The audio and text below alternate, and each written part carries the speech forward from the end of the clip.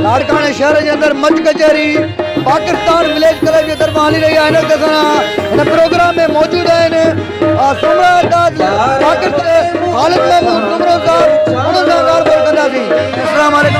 वालेकुम सलाम सर। मंच कचहरी रखी हुई है पाकिस्तान विलेज क्लब की तरफ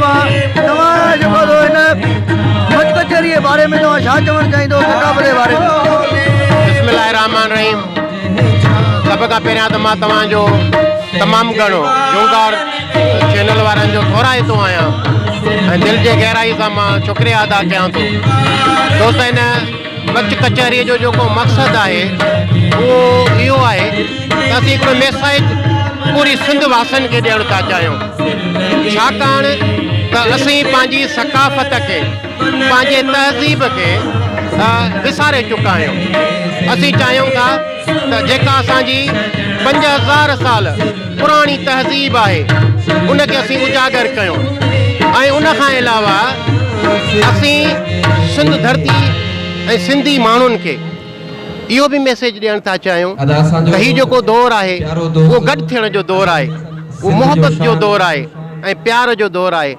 अचो त असीं सभु गॾिजी हीअ जेका नफ़्सा नफ़्सी जो दौरु आहे, जेको वटसट जो दौरु आहे, उन खां हटी करे पंहिंजे तहज़ीब सां पंहिंजे धरती सां ऐं पाकिस्तान सां प्यार करणु सिखूं ऐं हिक ॿिए जे कमु अचूं, हिक ॿिए सां मोहबत कयूं ऐं पंहिंजे तहज़ीब खे उजागर कयूं जीअं ईंदड़ नसुल असांजे तहज़ीब खे यादि रखे ऐं ही पूरी सिंध जा माण्हू हिन शइ खे जेको आहे मोहबतुनि खे क़ाइमु ऐं दाइमु रखनि। ऐं इन कचहरीअ जो बि मक़सदु इहो ई आहे त अचो त असीं सभु पाण में गॾु थियूं, प्यार कयूं, मोहबत कयूं, नफ़रतूं क़बाइली झेड़ा इन सभिनी खे ख़तमु करे हिकु प्लेटफार्म ते गॾु कयूं ऐं सिर्फ़ु इहो ई आहे त अचो त सिंध सां मोहबत कयूं, सिंध धरती सां मोहबत कयूं, पंहिंजे वतन पाकिस्तान सां मोहबत कयूं। तव्हांजी वॾी महिरबानी।